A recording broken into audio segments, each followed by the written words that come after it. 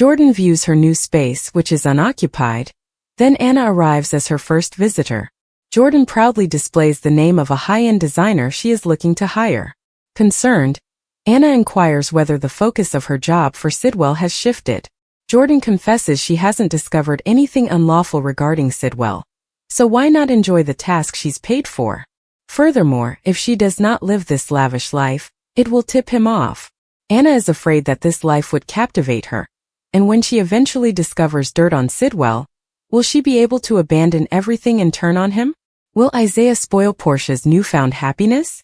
Curtis arrives at the hospital to surprise Portia, with Isaiah watching from a distance. Curtis has planned a private tasting with a celebrity chef she admires, which excites her. Stella meddles. Stella finds Trina at the pool and interrogates her about what transpired between her and Kai. Trina describes how Kai deceived her and her parents by telling Drew something he knew, which devastated her family. Stella believes Kai became caught up in his ideas, and that life, particularly love, is not black and white. Trina reveals Kai told her he loved her, and Stella wonders if she believes him. Can anyone get through to Gio? Sunny invites Donna over for a swim lesson. She is pleased to see Gio and reminds him that her birthday is approaching, and that he promised to play the violin. He says that his violin broke, but he will still be there.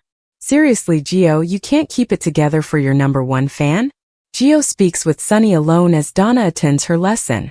Gio expects Dante and Brooklyn to attend the celebration, and he is still hurt by Brooklyn's abandonment of him. Sunny believes he has the right to his feelings, considering Dante went through similar experiences before developing a relationship with him. He assures Gio that the option is his, but his parents are wonderful people who will support him if he let them.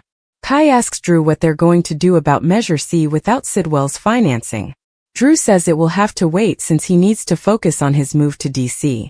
Kai has grown to know Scout while working for him, and knows she will miss her family if they relocate. Drew adds that Alexis believes Scout is better off with her. Therefore they should move to DC as soon as possible and cut ties with that side of her family. Drew notes that while he is in DC, he will need Kai to be his eyes and ears in Port Charles. He will need to be aware of everything that is going on, both politically and otherwise. We know Kai is good at snitching. Unfortunately, the human cockroach Ezra has returned and gloats to Laura that her library expansion ideas lack the necessary votes. However, once elected mayor, he intends to make it happen. Molly and Turner have lunch, and she discovers a costly gift box delivered at her office with no name, which she assumes is from Sunny. Meanwhile, Sunny meets Laura in the pub, and the Marco situation arises. Laura believes this town is better off with him in charge than Jen's, and she's upset that she can't simply say so. Ezra gets down with Drew and informs him that he is pulling ahead of Laura by 1 point. Drew gloats, knowing that he's one step closer to getting rid of Sunny and his brother Jason. Ezra receives a call and excuses himself. Was it just me, or does Ezra's expression suggest that he is beginning to regard Drew as a threat to his own ambitions? Back at the pool, Trina tells Stella that she thinks Kai loves her, but it doesn't matter. Kai suddenly appears dressed for the pool. Stella offers him to join them, but Trina says she wants to return a book to the library and leaves. Kai joins Stella but is unsure how to resolve the situation with Trina. Stella knows he'll have to work hard to win back Trina. At the Quartermain's house, Dante suggests to Michael that he look up street camera footage to see if Willow was present the night Daisy was targeted. Michael wonders if it will hold up in court, at which point Brooklyn enters and asks who is going to court. Michael reveals that it is for him and Willow's visitation hearing. Michael excuses himself, and Dante switches the conversation to resolving issues between himself, Brooklyn, and Gio. He claims they've given Gio space, but the space has driven him to build this wall, which they must demolish. Brooklyn does not believe Gio would ever forgive her, but encourages Dante to work on his relationship with his kid without her. She will not be the reason they are not in a relationship with him. Chase and Willow connect. Chase, who is racing around the park, comes into a lone Willow sitting by herself. He wonders what's going on, and she tells him about slapping Lucas. Chase wonders if Lucas provoked her. She is grateful that he is inquiring and giving her the benefit of the doubt. She describes how Lucas pressed her buttons. Chase, a cop, claims she shouldn't have smacked him, but off the record he deserved it. Their conversation goes to Chase and Brooklyn's desire to adopt, and Chase says the process has halted. Isaiah is struggling. Back at the hospital, Michael enters for routine blood work and runs into Curtis. Curtis informs him that things are going well with Portia now that he and Drew have reached a tentative agreement, and that he thanks Michael for his advice and support. Nearby, Isaiah and Portia talk, and she brags about how fantastic things are between her and Curtis. He wonders where Jordan fits into all this. He instantly apologizes for crossing the line, but she knows he's only concerned about her. She claims Jordan is not even a consideration. Gio gets more advice. Michael heads to the pool and talks with Gio about Donna's birthday. Gio will be there for Donna, even if it is unpleasant between him, Dante, and Brooklyn. Michael claims it won't be weird if he doesn't make it. In the last moments of the show, Trina comes to the pool and Kai offers her some iced tea. She tells him she was ready to depart but appreciates the offer. At the hospital, Portia assures Isaiah that she and her spouse are moving on. He seemed to be hesitant to say more, only stating that he hasn't seen her this pleased in a long time. Curtis inspects Jordan's new home and declares that everything appears to be in good working order. To be safe, she requests that Curtis investigate every inch of this place. I believe Jordan is include herself in that remark. Back at the pool, Gio insists on being okay, but Michael knows better. He informs him that he won't be fine until he can let go of his anger and anguish. In the park, Chase informs Willow that Brooklyn does not want to adopt right now due to Joe's situation. He fears that he will never be a father. At the Quartermaines, Dante refuses to abandon Brooklyn, insisting that they owe it to their son to be both parents. She agrees to try it his way. Anna interrupts Sunny and Laura at Metro Court after the mayor summons her. Sunny makes himself scarce. Laura discusses the problem with Albrecht and Rocco. Anna believes Albrecht has matured and would not harm Rocco, but it is better to be her friend than her enemy. Ezra stops them, saying Laura's library resolution now has enough votes to pass. He wonders how many council members Sunny bribed to vote for her. Anna jokes that it's a serious accusation, and the PCPD will look into it immediately. Ezra promises to fire Anna as soon as he becomes mayor. Sunny approaches Turner, who brings up the pricey gift box that has come at her office. She knows he couldn't have sent it, because she made it obvious to him that she cannot accept presents. But if he did, she'd have to charge him with harassment and would win. Finally, Molly reminds Drew that Scout has lost so much, so having family around her is crucial, and she is confident they can reach an agreement. Drew informs her that Alexis is attempting to undermine him with his daughter, therefore they are relocating to DC, and Scout will have no further contact with her grandmother or aunts. Drew sat on the ancient leather couch in Molly's living room, his hands clutched firmly, knuckles pallid. The room smelled softly of lavender from a candle on the coffee table, but the air was thick with the weight of what he was about to say. Molly sat across from him, legs curled beneath her, a mug of tea in her hands. Her brown hair dropped over one shoulder, and her eyes, which were usually sparkling with interest, narrowed slightly, indicating that something was wrong. Scout, her golden retriever, lay sprawled across the rug between them, his tail thumping lazily against the floor. The late afternoon sun poured through the shutters, creating slanted shadows on the hardwood. "Molly," Drew said, his voice low and almost hesitant. He cleared his throat and shifted in his seat. "I had been meaning to tell you something. It's big." He paused, scanning her face for a reaction, but she just tilted her head, waiting. "I'm moving to Washington, D.C. Molly tightened her grasp on her mug, the ceramic warm on her palms. She laid it on the table, taking care not to make it clatter. "D.C." she repeated, her voice firm but filled with skepticism. "As in Washington, D.C.? Like cross-country D.C.? Drew nodded, his jaw clenched. "Yeah, I received a job offer. A good one. Policy analyst at a think tank. I've been working toward this for years," he said, leaning forward with elbows on knees to close the gap. "It's not like I planned it. It just happened." Molly's mind raced. Drew had been her best friend since college, and the only stability in her tumultuous existence. They'd had late-night study sessions, lousy takeaway, and endless conversations on everything from politics to pizza toppings. He'd been there when her parents divorced, her brother Gio got in trouble, and Scout tore his ACL and required surgery. And now he is leaving? She felt a sharp, strange aching in her chest. When? She inquired, her voice softer now. 2 weeks, he said, suffering as the words left his mouth. It's quick, I know. They want me there by the end of the month. Molly reclined back, her arms crossed. 2 weeks, she said, her voice lifeless. Wow. Okay. She looked at Scout, who lifted his head as he noticed the change in her demeanor. Are you just dropping this on me now? Drew ran his hand through his sandy hair, his green eyes filled with regret. I wasn't sure how to tell you. I've been sitting on it for a week, trying to figure out the best approach.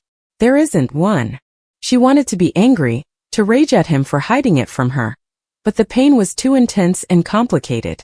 Instead, she stood and strolled to the window, looking out at the calm street. Children were riding bikes, their laughter muffled through the glass. What about us? She asked without turning around. What about Scout? Drew's lips moved into a sorrowful smile. He will survive. He has you. He hesitated, then added, You'll be okay, Molly. You're stronger than you realize. She turned to face him, her eyes tearing. Do not do that. Do not make it sound like this is nothing. You are leaving, Drew. You're leaving me. Her voice cracked, and she despised it.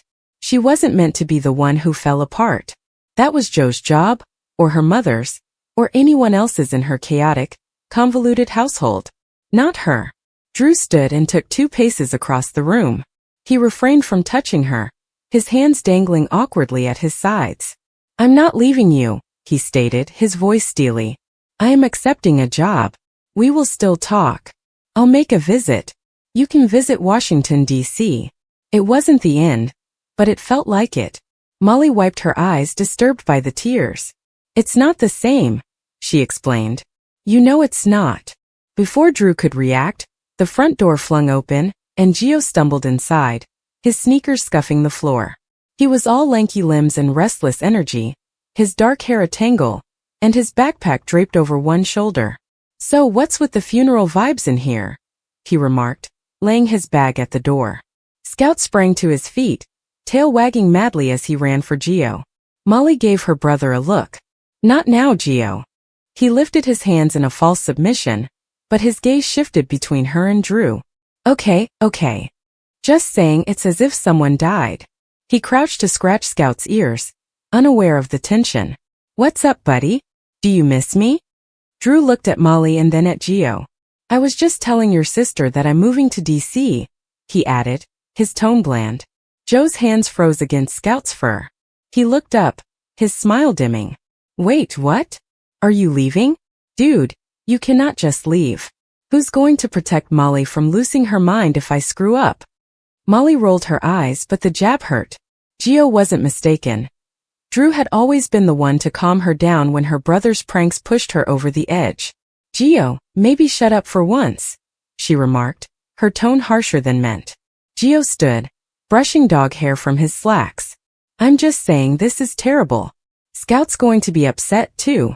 He stared at Drew, his expression a mix of disappointment and something else. Concern, perhaps. Are you sure about this, man? Drew nodded, but his gaze was fixed on Molly. Yeah, it's the proper choice. The room was silent, except for Scout's gentle whining as he nudged Joe's palm for attention. Molly felt as if she was drowning in the silence, in the truth of Drew's words. He was leaving. Her anchor, her confidant, the one who understood her without a guidebook. And her family was going to make things worse. As if on cue, her phone buzzed on the coffee table. She looked at the screen, her mother. She ignored it, but it buzzed back, insistently. With a sigh, she took it and read the text. We need to talk about Scout. Your father refuses to budge. Molly's stomach sank. She looked at Drew, then at Gio, who was now splayed on the couch, thumbing through his phone. What now? Gio inquired, noting her expression. It's Dad, she said, her voice tight. Gio sat up, his phone forgotten. He's still saying we can't keep Scout at his place anymore. What? Why? Scout is like the only good thing about that house. Molly did not respond immediately. Her parents' divorce had been a slow-motion train wreck, going on for years with battles about money, custody, and now it appears the dog. Her father had moved into a condo with a stringent no-pets policy, and her mother, who traveled frequently for work, had declared herself unable to meet Scout's demands. Molly had taken him in, but her apartment lease was not pet-friendly, and her father was now threatening to enforce the restrictions if she tried to bring Scout to his house during visits. He says it's the condo board, Molly explained, reading through the remaining texts. But I don't think he wants the responsibility. Gio snorted. He's cutting us off. Classic dad. Drew grimaced as he continued to stand near the window. Can't you speak with the landlord here? Can you get Scout formally on the lease? Molly shakes her head. I have tried. They're strict. If they find out, I could be evicted. She slid back into the couch, scratching her temples. Scout hopped onto her lap, his weight reassuring but insufficient to relieve the strain in her chest. I'm not sure what to do. He's family. Gio leaned forward, his typical grin gone. We will work it out, Mole. We always do. But Molly wasn't convinced. Between Drew's departure and her parents' current conflict, it felt like the ground was falling beneath her. She gazed at Scout, who had warm brown eyes and was unconcerned about the chaos. I can't lose him, she whispered quietly, more to herself than anyone else. Drew knelt beside her and placed a hand on Scout's head. You won't, he replied. I'll help you brainstorm before I leave. We'll find a solution. Molly wanted to believe him, but his words felt hollow. 2 weeks was insufficient to resolve this issue, and DC was too far away for speedy fixes. She forced a nod and swallowed the lump in her throat. Meanwhile, Gio had returned to his phone, but his scrolling came to an abrupt halt when a notification appeared. He groaned loudly and dramatically. Oh, come on. Now what? Molly inquired, annoyed. Gio brought out his phone, displaying a text from their cousin Lena. I heard about your latest stunt at the skate park. You need to relax, Gio. Call me. He rolled his eyes. She is always on my case. Mind your own business, Lena. Molly arched her eyebrow. What stunt? Gio switched his attention to the tattered hem of his jeans. There's nothing major. Just tried a new trick. Gio, you might have broken a bench. Molly snapped. You are 19. When will you stop acting like a child? He shrugged, but his face reddened. There was an accident, and Lena doesn't have to scold me about it. Drew, still kneeling beside Scout, giggled. Lena is only looking out for you. Maybe listen once. Gio scowled at him. Not you either. I've had enough of Molly. Molly moaned, feeling the weight of everything pressed down harder. Drew was going, Scout was in danger, and Gio remained a walking disaster. She glanced at Drew, his face gentle with concern, and hoped she could freeze the moment, keep him here, and things as they were. But the clock ticked, and nothing remained the same. Molly spent the next 3 days working on a solution for Scout. She called shelters, looked for pet-friendly apartments, and even begged her landlord for an exemption, but each door seemed to slam shut. Her mother's texts continued arriving, each one more insistent. You must figure this out, Molly. I can't take him. Her father was no better, avoiding her calls and offering vague apologies. She felt as if she was waging a losing battle, and Drew's upcoming move hung over her like a thundercloud. One evening, Sarah and Drew sat at her kitchen table, surrounded by takeout containers and a laptop connected to a pet adoption website. Scout was cuddled up at their feet and snoozing gently. What if I move somewhere new? Molly said, scanning through the lists. Drew scowled and poked his low mane with a chopstick. There's got to be somewhere that allows dogs. You adore this apartment. And relocation is pricey. Plus, you'd have to find something quickly. She knew he was correct, but the alternative, giving up Scout, was unimaginable. I can't just abandon him, she explained, her voice breaking. He's been through too much already. Drew stretched across the table, his palm covering hers. You will not. We will keep looking. Maybe a friend can take him briefly, or a foster program. Molly agreed, but her heart was not in it. She did not desire a temporary remedy. She always wanted Scout by her side. And she wanted Drew to stay, to continue to be the one who gave her hope that things would work out. However, he was departing, and she couldn't shake the feeling that everything was slipping away. Gio, meantime, was avoiding Lena's calls, but her texts kept coming, each one more sharp than the last. Gio, you're going to get into serious trouble. Please stop ignoring me. He arrived at Molly's one night, appearing more depressed than normal. I don't need her preaching, he replied, collapsing on the couch. I know I messed up. Molly, fatigued from another day of fruitless searching, didn't have the energy to protest. Then fix it, she replied. Apologize. Do something. Don't simply sit there complaining. Gio stared at her, his normal confidence gone. You sound like Mom. She flinched. Don't. He groaned and scratched Scout's head. I am trying, okay? It's not like I want to be the screw-up. Molly softened slightly. Then listen to Lena. She's not the enemy. Gio didn't say anything, but he lingered longer than usual, helping her clean up the kitchen and playing with Scout. It was not much, but it was something. For a little moment, they felt like they were a team again, like when they were youngsters and everything wasn't so hard. Molly drove Drew to the airport on the day of his departure. The automobile was quiet, Scout's head dangling out the back window, the wind ruffling his fur. Drew's belongings were in the trunk, with his life packed into 2 suitcases. At the terminal, he hugged her passionately, resting his chin on her head. Call me, he instructed. Anytime. She nodded, her voice too constricted to speak. As he walked away, she felt like a piece of herself was leaving with him. Scout moaned, pressing against her knee, and then crouched to cuddle him, burying her face in his fur. She returned home to find a letter from Gio on the counter. I spoke with Lena. She's helping me mend the bench. Also, I discovered a pet-friendly community 20 minutes away. Check it out. There was a URL scribbled beneath. Molly glanced at it, a glimmer of hope flashing in her chest. Perhaps they'll figure it out after all.